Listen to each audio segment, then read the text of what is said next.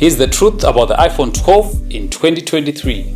Hey guys, welcome back to the channel. This is Master, that's Zim Tech Guy. In terms of design, the iPhone 12 is the first iPhone to get the modern squared off sides look after the iPhone 5 obviously. If you're coming from the iPhone 11, you might initially feel a bit uncomfortable with the corners, but you'll slowly get used to it. Just like the iPhone 11, the iPhone 12 is made up of glass and aluminum, a slightly more malleable metal than the stainless steel on the Pro versions. The iPhone 12 has slightly smaller bezels, which makes it more compact, despite having the same display as the iPhone 11 at 6.1 inches. Talking about the display, the iPhone 12 features a 6.1-inch Super Retina XDR OLED display with 2532 by 1170 pixel resolution. The display is very sharp at 460 ppi. The display can get very bright, up to 625 nits of brightness and 1200 nits in HDR, making it easier to view in direct sunlight. Color reproduction is excellent, and if you're going to be enjoying content on the iPhone 12, in terms of picture quality, you will definitely not be disappointed. Where you'll be disappointed though is the sound quality. If you're coming from iPhone 11, you would definitely regret in this regard. Because the iPhone 12 is more compact, sacrifices had to be made, and the speakers were the culprit. The stereo speakers are not loud and the audio quality sounds a bit teeny and distorted. And that's not the only area you'll be disappointed with the iPhone 12. The battery life on the iPhone 12 is very disappointing, to say the least. The iPhone 12 is equipped with a 2815 mAh battery that is smaller than the 3110 mAh battery on the iPhone 11. On average, I was getting around 6 hours of screen time, which is less than the iPhone 11. The standby time is very poor as well. For instance, you can lose over 5% of battery overnight. This obviously depends on the battery health of your iPhone 12. This unit I was using has 86% battery health.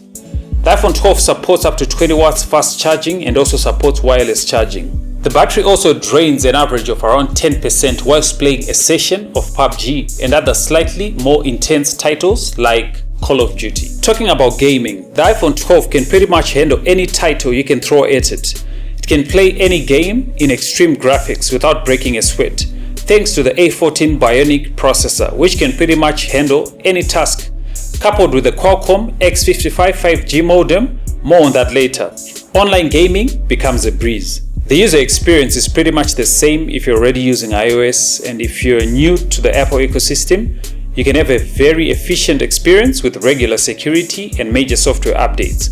So the iPhone 12 still has around 6 years of software support in my opinion, judging from Apple's history and the fact that they're still selling the iPhone 12 on Apple's website, maybe even more. The cameras on the iPhone 12 are definitely a slight improvement from the iPhone 11. So today we're in a small town called Banket. We're going to be testing out the cameras on the iPhone 12. So let's go.